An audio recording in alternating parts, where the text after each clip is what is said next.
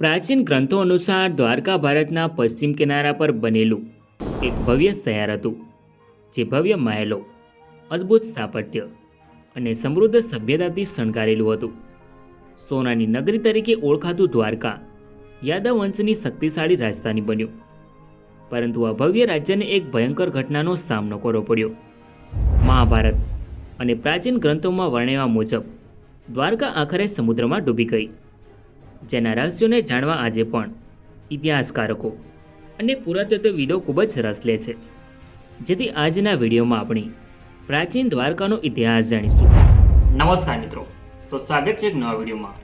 So friends, હું છું ધર્મેશ અને ધર્મેશ પટેલ યુટ્યુબ ચેનલમાં તમારું સ્વાગત છે.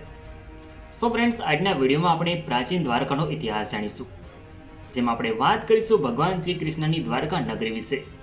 સો વિડીયોમાં છેલ્લે સુધી બન્યા રહો. તો ચાલો વિડીયોને શરૂ કરીએ. ભારત વિશ્વની પ્રાચીન સભ્યતાઓની ભૂમિ છે, જેમાં પશ્ચિમ કિનારે લગભગ 64,383 સ્ક્વેર કિલોમીટરમાં ફેલાયેલું સૌરાષ્ટ્ર આ એ વિસ્તાર છે જ્યાં વસે છે ઐતિહાસિક શહેર દ્વારકા. ગોમતી નદી અને અરબ સાગરના સંગમ પર વસેલું ઇતિહાસ અને વિશ્વાસને જોડતી દ્વારકા. દ્વારકાએ અલગ અલગ કાળમાં અલગ અલગ શાસકોને જોયા છે. ગુપ્ત વંશથી લઈને રાજપૂત, મરાઠા, મુઘલો અને અંગ્રેજો સુધી. દ્વારકા ભારતના 4 ધામોમાંથી એક, 7 સૌથી પવિત્ર નગર સપ્તપુરીઓમાંથી એક છે. મહાભારત કાળ દરમિયાન દ્વારકાને ભગવાન શ્રી કૃષ્ણ દ્વારા વસાવવામાં આવ્યું હતું. મિત્રો, હવે પ્રશ્ન એ થતો હશે કે ભગવાન શ્રી કૃષ્ણ મથુરા છોડીને દ્વારકા કેમ આવ્યા? કેમ તેમને એક અલગ રાજ્ય વસાવવું પડ્યું? સોનાની દ્વારકા કેવી હતી? તો ચાલો જાણીએ. દ્વારકા શહેરની ઘણી પૌરાણિક કથાઓ વર્ણાયેલી છે. સૌથી પ્રખ્યાત દંતકથા દ્વાપરના નાયક સાથે સંકળાયેલી છે. ભગવાન શ્રી કૃષ્ણ, જેમણે અહીંયા પોતાનું સામ્રાજ્ય સ્થાપ્યું હોવાનું માનવામાં આવે છે.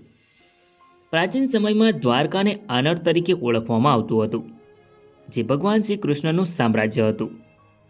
દ્વારકામાં અંતરદેવ, દ્વારકા ટાપુ અને દ્વારકાની મુખ્ય ભૂમિ જેવા ટાપુઓનો સમાવેશ થતો હતો. આ શહેર યાદવ કુળની રાજધાની હતું. યાદવોએ ઘણા વર્ષો સુધી દ્વારકા પર શાસન કર્યું હતું.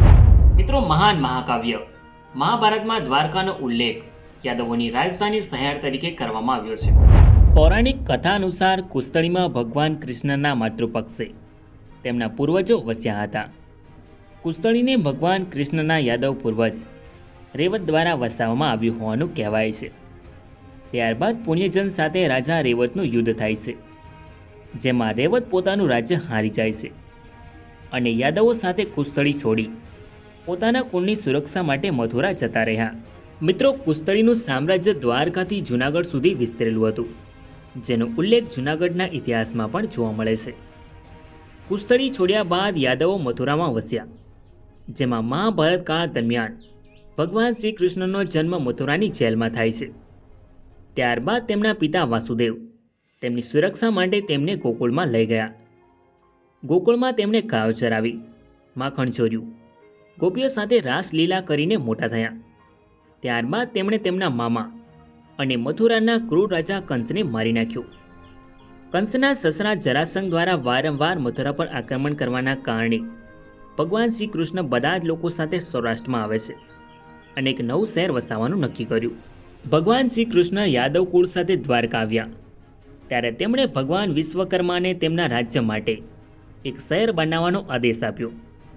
સમુદ્રદેવે નવું નગર વસાવવા માટે 12 યોજન સુધી જમીન આપી, જેમાં મહાન આર્કિટેક્ચર વિશ્વકર્માએ માત્ર 2 દિવસના ટૂંકા ગાળામાં દ્વારકા શહેરનું નિર્માણ કર્યું.